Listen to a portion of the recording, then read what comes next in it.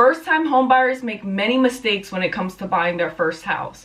So I'm going to tell you guys the 6 main mistakes to avoid when it comes time for you to buy your first home in 2021. So this is all about buying a house right in 2021. So make sure you stay tuned.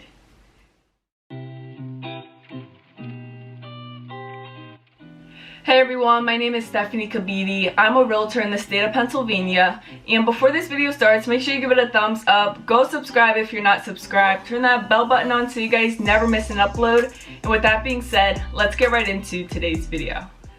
Okay guys, so I'm not here to waste time at all. I want to hop right into these mistakes so you're aware and you're buying a home completely right, the right way, no complications, and that it goes as smooth as possible. So the number one thing I want to talk about, the number one mistake is changing jobs. So when you are a first-time home buyer, and really this applies to any buyers in this, time in this market right now, you want to make sure you are at the same job for at least 2 years. You want to have that same employment. Because if lenders see that you have different jobs, that you're changing jobs, going to a different industry, they're going to see that you're not consistent. If they see you're not consistent with your job, they're gonna know that you won't be consistent with your income coming in. Alright, so if you're changing jobs and say you have to and you don't really have control over it, make sure it's in the same industry. That they're gonna ask for more of your pay stubs, more information a little bit, but if it's completely outside of your industry, then that's gonna be a huge problem and it's not gonna go through well. So that's the number one thing, is changing jobs. So make sure you guys are aware of that. Make sure you guys are keeping the same job and, not going into a different industry. The next mistake I want to talk about is co-signing on another loan. So people have kids out there, the kids are in college and they may need a loan, to help pay for their books, to help pay for their classes. So if you decide to co-sign on a loan, and you're in the middle of the home buying process, let me tell you, they're gonna check your credit twice. One for the pre-approval, and then later a few days before closing, just to make sure all the documents are correct, they're all prepared, and they're ready for closing. So if you decide to co-sign on another loan and you're in the midway of getting that to closing, getting your house to closing and getting a house, then that could completely ruin your credit. It's not going to ruin it, but it may go down. Your credit's not going to be the same as it was previously. And that's what they need to see. They can't see a drop in your credit, or that ruins the whole sale in general. And, you can't do nothing about it. The seller will just go back on the market. You're just not going to get, approved to buy that house. So that is why co-signing on another loan is really bad. You do not want to do that during this home buying process. Don't do it before you're about to buy a home, because you just never know how big of a hit it's going to be on your credit. So the third mistake I want to talk about is skipping inspections.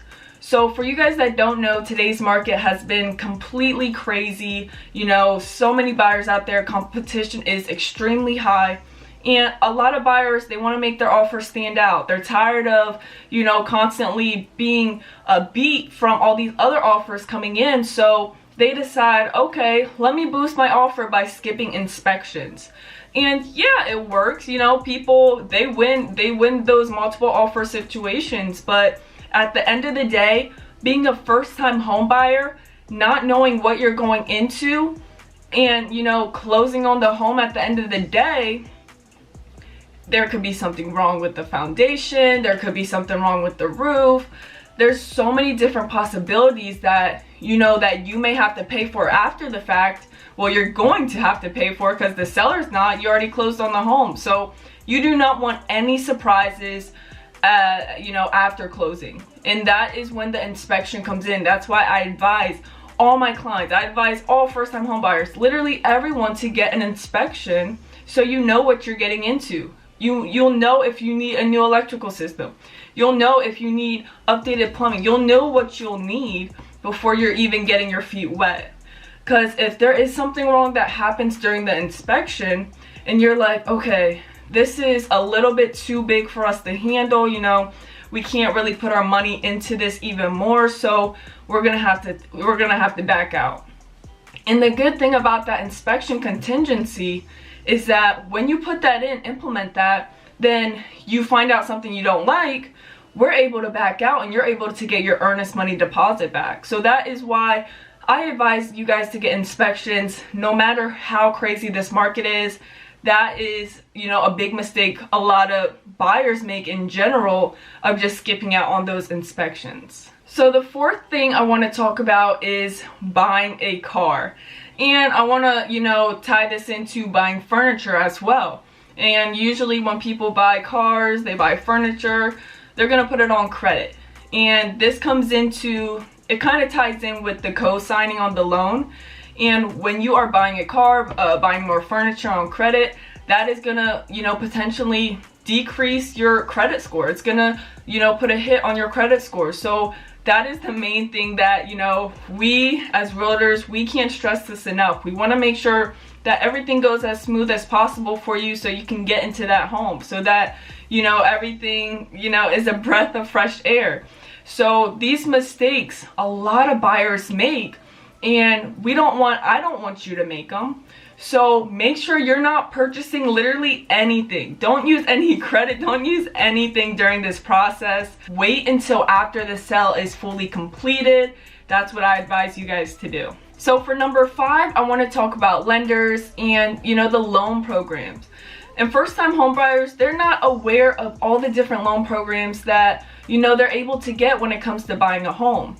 So I want to make sure you guys are asking those questions, seeing what you're able to qualify for, because there are certain requirements for you to be able to qualify for these specific loans. Like if you're a first-time homebuyer, you're able to qualify for a first-time homebuyer program. There are, you know, minimum things that you need, like a minimum 660 credit score. So you have to be aware of that. But if you're not asking these questions, you may not get into or qualify for these programs. All right, they may just go right past it. So you want to make sure you're asking these questions about these different programs and see which program will fit best for you. And last but not least, number 6, I want to talk about not using a realtor. And as you guys know, or if you didn't know, that to buy a home, you don't need a realtor. You don't need one at all. Literally, you could go out, buy a home yourself, go to a for sale by owner, say, hey, let me make an offer on your home. Go to anyone and make an offer on your home, okay? On their home. But I advise you guys to use realtors. Use us. We're here. We have the training. We have the knowledge to be able to help you to negotiate off your behalf and give you advice throughout the whole transaction. A lot of people think that we don't have, you know, our job is just so easy. We're just doing, you know, showing people houses and just a little bit stuff behind the scenes, nothing. That's what people think. We're just finding people houses and then making money. But no, our job is really to guide you through the process, because it is an emotional roller coaster. And there's so much paperwork that a lot of people don't see behind the scenes until they're actually in the process. And if you're not doing this paperwork correctly, that's some legal stuff. You're really gonna mess up a lot of things, okay? So we don't want you going to court. We don't want you, you know, messing your track record up, okay? So that's why I advise you to use a realtor, just so everything goes as smooth as possible. You're getting all the paperwork done correctly, and we know what we're doing. Like I said, we've been through the training, we gained the knowledge, we have trainers above us that know even more than stuff that we know, and we're able to learn from them even more. So like, our training is ongoing. We also have continuing education every other 2 years. So as you guys can see, that we are constantly learning, we're constantly doing new things, and every transaction is different. Okay, so everything is going to be different within this industry, but we know what to do. We know who to ask, who to go to, and get the deal done. So I hope you guys enjoyed this video of the top 6 mistakes first-time home buyers make and how to avoid those. Okay, so if you guys did, if it helped you in any way, make sure you give it a thumbs up. Go subscribe if you're not subscribed. Turn that bell button on so you guys never miss an upload. And if you guys have any questions at all, whether that be about first-time home buyers, whether it be about, you know, the buying process in general, how to buy a home, what the requirements are, so whatever it may be, just comment it down below. DM me on Instagram if you need to as well. But with that being said, I'll see you guys in the next video.